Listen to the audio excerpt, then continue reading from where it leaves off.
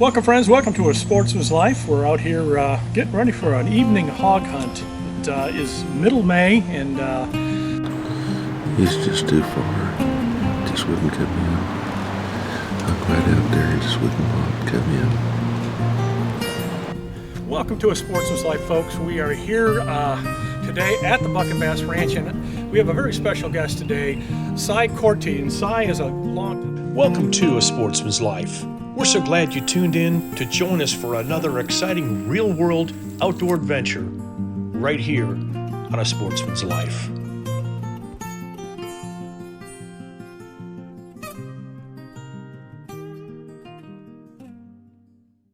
Welcome friends, welcome to A Sportsman's Life. We're out here getting ready for an evening hog hunt. It is middle May and it's kind of warm out here a little bit, 93 degrees I believe at this point, but got a little bit of a breeze blowing right now, and so we're going to see if we can't get on some hogs tonight. I think Luke and Kenneth are going to go. This is Kenneth Shepherd, by the way, folks, a good friend of ours joining us here. Luke and Kenneth are going to go hunt on the west side of the property, and Larry and I are going to run down onto the east side of the property and see if we can't get on a hog, boys. What do you think? Oh. And Kenneth is not shooting his 375. Oh yeah, with open sights. Winchester. I'm still open sights. I'm hanging with the open sights. I'm just not going with the rifle. Folks, if you watch one of our previous shows, Kenneth made a shot on a coyote with his 375 open sights.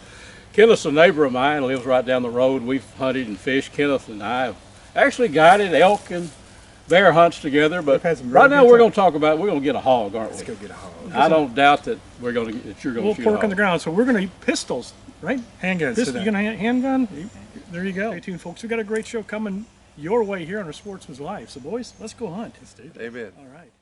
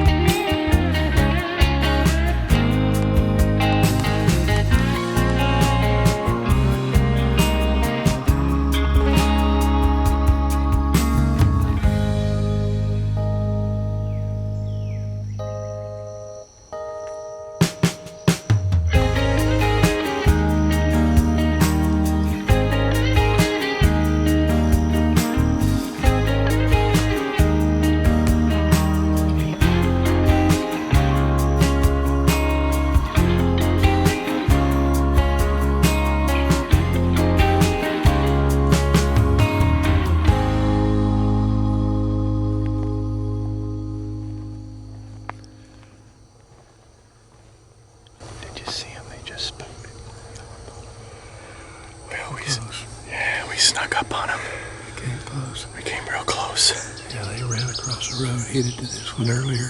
Sure enough. Too bad they weren't like that big old coon that kept showing up. That was fun. Well, we got close, but not close enough. What a great afternoon. Oh, beautiful, beautiful. I never really got to see those owls good enough to where I could tell. I got some great video of some owls. Beautiful video. But I love the coon. They have like a big old sow and then a smaller sow. Mm-hmm. And they ran across the road in a hurry. And of course came up here to this feeder. And son of a gun.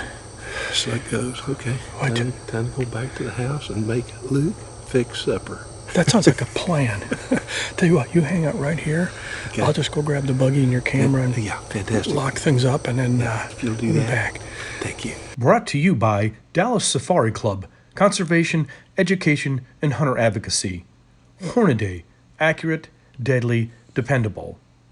Taurus Firearms, maker of the Raging Hunter. Trigicon, brilliant aiming solutions.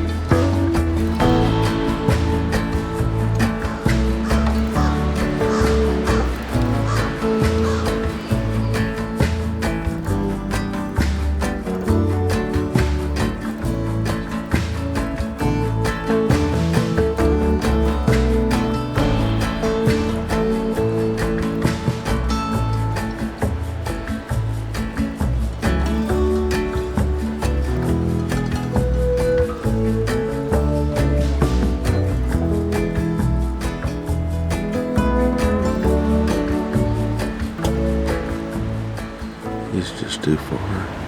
Just wouldn't cut me off. Hung right out there and just wouldn't cut me off.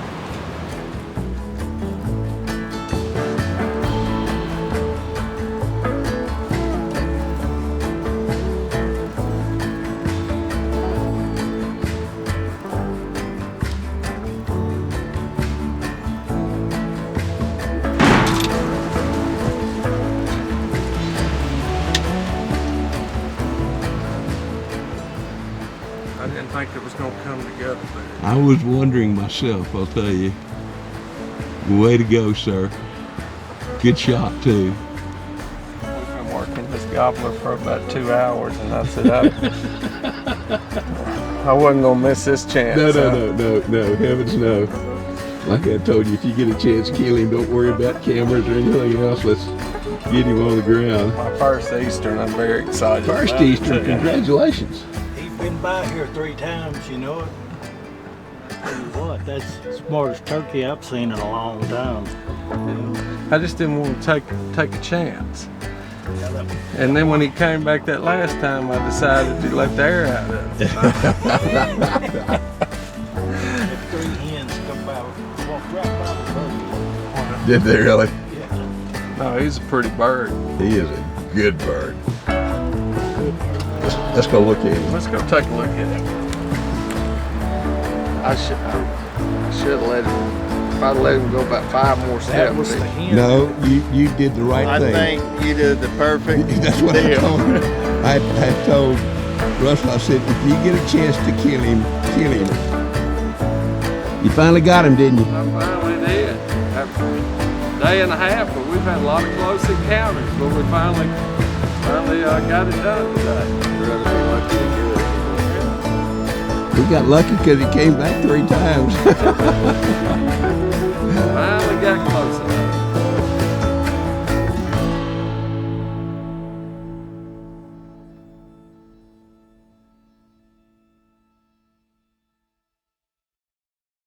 A Sportsman's Life is also brought to you by Air Force Air Guns, AGM Global Vision, H3 Whitetail Solutions, Pyramid Air, Gear the Hunt, Snaplock Hunting Blinds, Smoke and Tex, Striper Express, TRHP Outdoors, and Ultramatic Feeders. Conservation Today is brought to you by Hayden Outdoors Real Estate, the brand that sells the land. Visit HaydenOutdoors.com to find or sell your farm, ranch, or recreational property. Welcome to another Conservation Today segment. We're here on this beautiful day at the H3 office. Here at the office, we have bees buzzing around, and that's because we've got 35 hives that we utilize in different places across the state on different ranches that we work on. The bees, as a pollinator, if you don't know, play such a vital role in our existence, in the sustainability of not just the habitats that we work and the habitat that we all enjoy and that our wildlife enjoy, but what we need as humans for consumption. They play the largest role in fruit bearing, in browse species, in crops that we eat. And so the next time you're out, before you pick up a fly swatter, or before you call a pest control guy at your home, think about that. Keep that in mind. Remember, we have to have the bees. And utilizing them to advance our natural resources and protecting these species is of the utmost importance. I'm Brandon Houston with H3 Whitetail Solutions.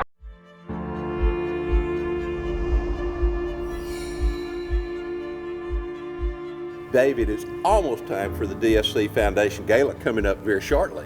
Well, it is. It's going to be June 4th at the Frontier Flight Museum in Dallas, Texas. And Larry, we've been working hard on this event, but I'll tell you what, anybody that comes there will never forget the night. We have got one of the greatest live auction packages that we've ever assembled at DSC. And you know, you can be there in the room and bid, or you can do it virtually. But besides the live auction, we got a lot of other stuff. We've got some fantastic silent auctions that are going to only be available there. Same thing with some of the raffle items that are going to be there. So we really would like your presence. We're running low on tickets right now, but as Dave said, if you can't be there, you can get on our website. It'll tell you all about the foundation, all about the gala, and how they can bid on everything. And you know, the best thing about it, all the money that we raise through the DSC Foundation Gala, it all goes back into doing what we're supposed to be doing, and that is supporting the mission of DSC. You're exactly right, and we really look forward to seeing you there.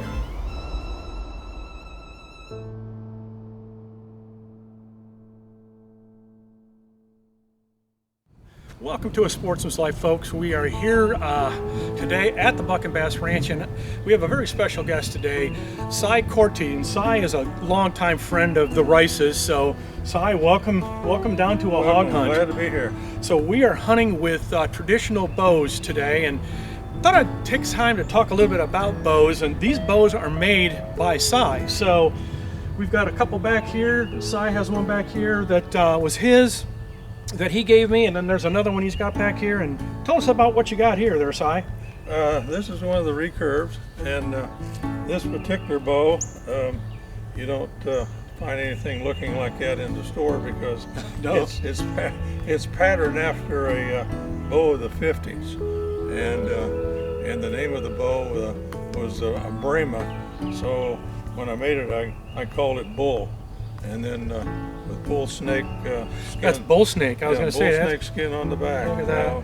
Yeah, 50 pounds. Okay. Yeah, fast little bow. What kind of wood is it made out of? Okay, the core is maple, and then fiberglass on both sides, and then there's some accent wood here, the little Osage arrowheads, and then of course the snake skin. So, and then tips are a micarta tip, so that you can use fast flight string. So anyway, Do you make your own strings? I make those things. Yeah, I thought you did. Keeps me out of bars and keeps me busy. I want to show you, friends, what Si is shooting here. This isn't your store-bought arrows. These are going back a few years, buddy. Yeah. But you know what? They work. Those are Graflex. They're a combination of carbon and glass, and only shoot 2 blades. Been using these are what they call STOS, S-T-O-S, but I also been using cutthroat. It comes out of the store in Denver. But anyway, good penetration. Yeah, very nice. Well, I'm going to show you folks. This is a bow that I have that Si made for me. Oh gosh, Si, how long ago? It's been a number of years since you made this one for me. Yeah. Tell us Cool. about I think this. I want it back. Tell us a little bit about this bow. This one is kind of in between a longbow and a recurve. It's called a reflex deflex longbow, and once again I got a special mold for this, and basically the same components, and no snake backing or anything like that, but it's really less sensitive than a than a recurve, and still gives you the speed that you need. So it's a forgiving bow. It's a great bow. I've shot up some hogs with it, folks, so I really, really appreciate you giving that to me several years ago, and no, you can't have it back. Unless you want to borrow it and just use it. But anyway, and Si's got one more bow back here. I have a number of those. Do you?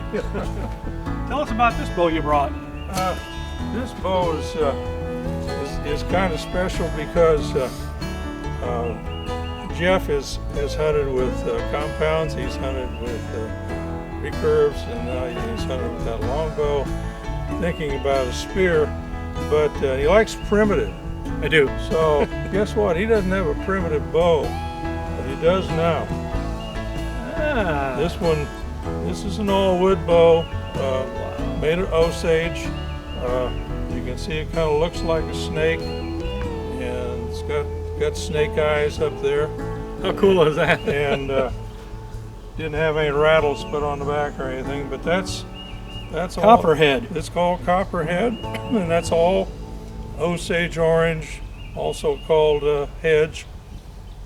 The backing is rawhide, and just stained with leather dye. And anyway, and like I said, it's called a character bow because you can see it's got a little hump in it there, and a little snaky, and more resembles a Native American kind of bow.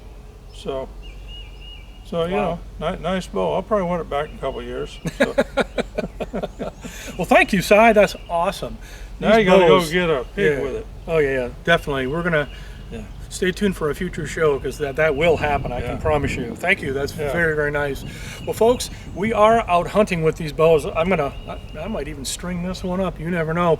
But we're gonna go out and see if we can't get on a hog tonight, and hopefully Si's down from the Kansas City area, so we want to send him packing home with a bunch of pork and a cooler. So I'm ready. Stay tuned. All right, folks, we'll be back. We've got more to come here on the Sportsman's Life. Okay, all right.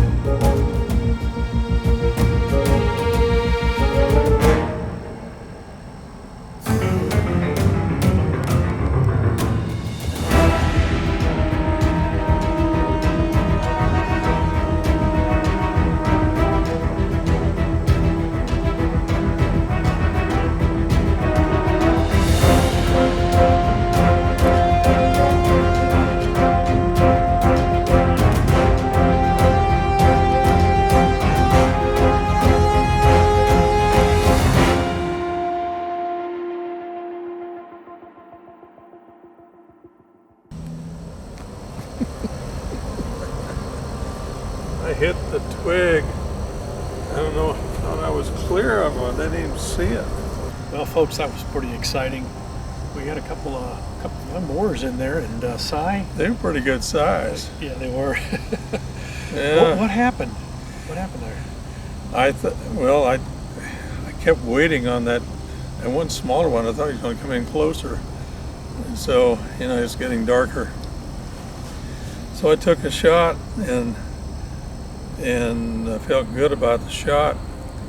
But 6 feet in front of me, a little twig was sticking up, and it deflected the arrow. Well, I saw you walk and pull your arrow, and I'm like, oh, that must have dropped quickly. So it looked like you hit a twig or something. So doggone it. But it's not good if it hits twigs. We want to thank you for joining us here on this week's episode. Please join us right back here next week for another exciting adventure on A Sportsman's Life.